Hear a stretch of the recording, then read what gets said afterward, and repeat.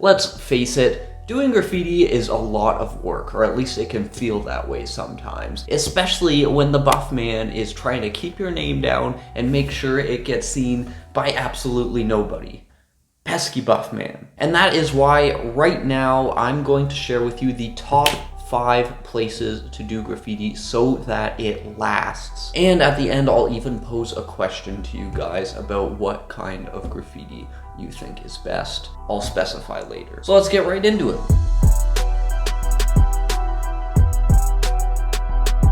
So number 5 on this is already an example of how there's probably some implied asterisks or ifs next to a couple of these top 5 places to do graffiti so that it lasts, depending on the situation. And the 5th top place to be putting up those burners so they don't get buffed or gone over is, of course, abandos or abandoned buildings. And here's the if in this situation specifically. Those nice, quiet, peaceful abandoned buildings are perfect to practice piecing, put up amazing, time-consuming burners that won't get buffed or covered up by other writers if they're not well-known spots within your own local graffiti community. I'm sure we can all think of the abandoned building or some abandoned place in your local graffiti community that all graffiti writers know and that is used as a very popular place to paint. And at that point, you might as well just be going to a free wall, let's face it. Because if that is the case,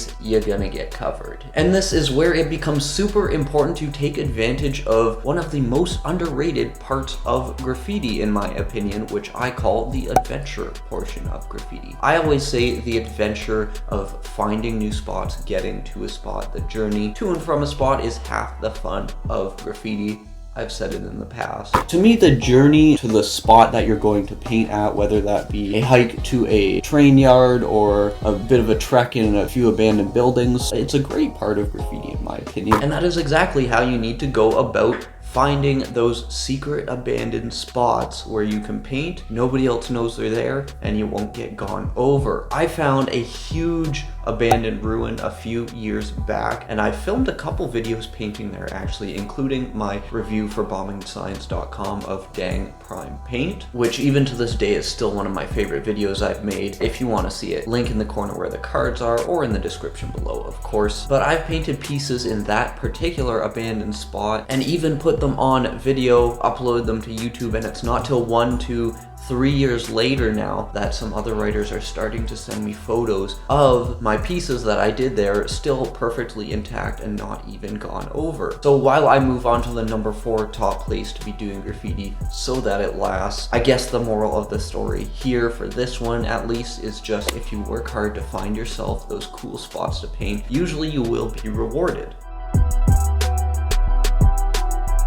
The 4th top place to be doing your graffiti, which makes it virtually unbuffable actually, is sort of a controversial one as well, especially because it doesn't really fall under the category of real graffiti, especially if you're one of those graffiti purist types. So I almost didn't want to include it on this list, but because of how effective a way it is to make sure your pieces don't get touched and stay up for years, I felt I had to include it. And that is, of course, getting commission work or mural work for yourself as a graffiti artist. Now hold on just a sec, I hear you saying, Sciz, I can't get mural work, or Sciz, that's not a place I can paint regularly. What's so great about these spots? And okay, just I can only answer one comment at a time, but I have a great story, or actually a couple great stories that I think will change your mind about how great these spots to paint actually are. And firstly, I have a story about a graffiti artist in the Toronto area who is a straight up legend. I know right now that the Canadian writers on the channel here will be in the comments saying, yeah, I've heard of him, we know who he is. And that is of course because it is Scam or Gems. And this story is about how this method of finding places to paint has worked so well for him alongside the other more traditional methods of getting your work out there, shall we say. But as I said, the artist we're talking about here is Scam, aka Gems. His Instagram is Scam Money. But massive amounts of his work can be seen in and around Toronto on businesses that have commissioned it. In the famous Graffiti Alley in Toronto, which I was able to paint in way back in 2014. Link to that silly little video if you want to see the tiny Sciz painting 7 years ago or so. It's a fun little video. And Scam has had so much success painting this way that he's even been approached by one of Canada's top comedy shows, Kim's Convenience, to paint a mural to be featured in an albeit sort of silly fashion in an episode of the show. When I asked Scam about it, he told me that the show approached him and paid him to write his own name so that it could be used in a scene of the show. How cool is that, guys? Like, you can't argue with that. That right there is results. And I'll move on to the third way in a bit, I promise, but I just want to say, if you're anything like me, it's very easy to watch whatever TV show or see whatever movie and get very frustrated at just the poor excuses that a lot of production teams have for what passes as graffiti in a street alleyway, this, that, and the other, and it just begs the question, why wouldn't they just pay an actual graffiti artist to do it proper? So what I'm really saying here is hats off to Kim's Convenience for recognizing that, hey, we should just commission an actual artist to do this for us. And props to them for supporting the local art scene in and around Toronto. Hashtag Canadian TV, I guess, or something to that effect. As for the second point about not being able to paint regularly there, all I can say is it doesn't hurt to try. I volunteered as part of a neighborhood renewal project a few years back where I was able to volunteer my time, have my paint paid for, and paint a 2-story tall building, which ended up in the city newspaper. And at this point, although it is a mural that I would like to redo because I'm not super proud of it, it has been great to hear from people that it does brighten their neighborhood, and it has been a positive step towards that neighborhood renewal process. But on to the third top place to be doing graffiti so that it is unbuffable and it lasts. This one also has sort of an asterisk next to it, but it's what I call high-ups or rooftops. Now, my definition personally of a high-up spot is one that's either above a line of pieces, or say a place where you're hanging off a building with a roller to be able to do a roller piece, something like that. And the general rule for me here is if it's a hard spot to physically paint, it's usually also a hard spot to buff. And this method of painting graffiti is actually nice for graffiti writers who are looking for more ways to bomb graffiti, because A, it maintains that visibility that you want. You want your graffiti to be in that spotlight, of course, but it also maintains some barriers to buffing for the Buffman there. So really, it's a win-win for everyone except the Buffman. So that's another win for us, right? Rooftops, on the other hand, are a little bit iffy and more situation dependent, in the sense that ones that particularly can be seen from below, seen from a street, are highly visible, are usually going to be buffed quicker. People will take note of them, specifically the people who own the buildings, and if they're visible, they can be buffed pretty quickly. Whereas a lot of times, rooftop spots that aren't so visible, if you can get in and paint a piece, that piece might even last for years. In these scenarios, it obviously won't be seen as much, but that's the trade-off here. You can either have something that's not seen so much and lasts a long time, or it can be seen by hundreds, thousands of people and probably get taken down pretty quick. And I'm sure every graffiti artist has an opinion on which of those two situations they would choose, or which one they think is better, and I'm sure there are many different opinions on it. Feel free to leave yours down below in the comments.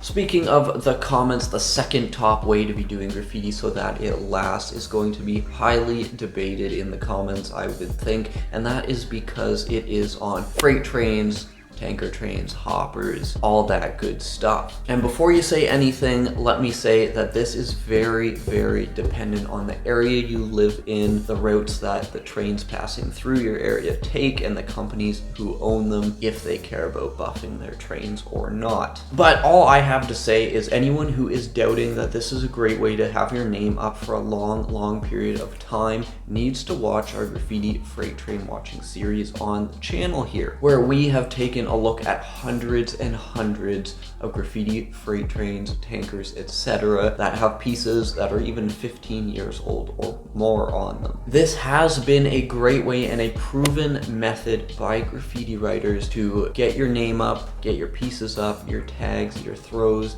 your markall monikers, and more, and have them last for years and years. And if some of the trains you are seeing on screen are making you want to see more, I just released this past Friday the most updated version of our graffiti freight train watching series. I'll link it in the top right corner, and something else you might want to check out, I can link all of our season 1 of our freight train watching series in that corner as well, so you can really see the best of those pieces on the freights. It's a lesser known series on the channel here, but it is actually, I would say, one of the greatest series we have, especially if you want to take a look at what's going on in graffiti communities across the continent.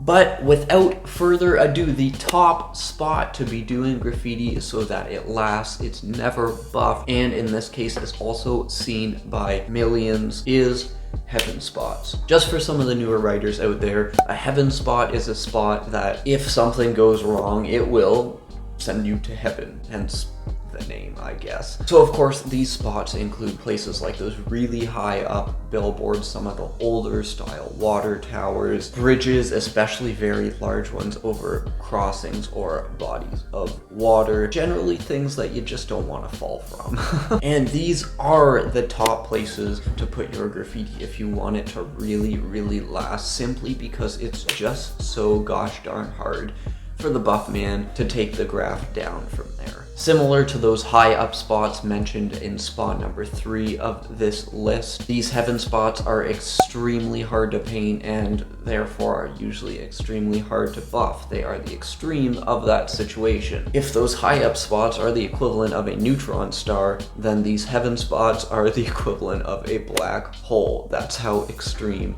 and hard it is to buff this stuff. Is anyone gonna get that reference? Does that make sense? Anyone? Put in the comments if that makes sense at all. And the reason that heaven spots have been placed in the #1 spot for graffiti that will last is not just because it will last, but it's because it will last and be seen by so many people to the point where it becomes a landmark almost. And that, ladies and gentlemen, is the epitome of graffiti, I would argue. And speaking of that, I did say at the beginning of the video, I have a question for all the graffiti artists, graffiti writers out there, and it is, do you think it's better to have graffiti in spots that will last longer or be seen by more people? I guess an extension of that question is it important for other graffiti artists specifically to be seeing your graffiti as well, and does that influence where you paint? Let me know in the comments below, because that topic is going to be one of many upcoming videos on the channel here, and if you want your opinion to be heard, leave it in the comments. I will read it, I promise you. I will show it some love, and you might even find yourself featured in that upcoming video yourself. Feel free to subscribe to the channel if you do want to see more videos on your homepage from the channel here, including top 5s, and you can check out another top 5 on screen, such as the top 5 ways a graffiti mission can go wrong. That one's a real banger, so I hope to see you guys over there. Until then, peace.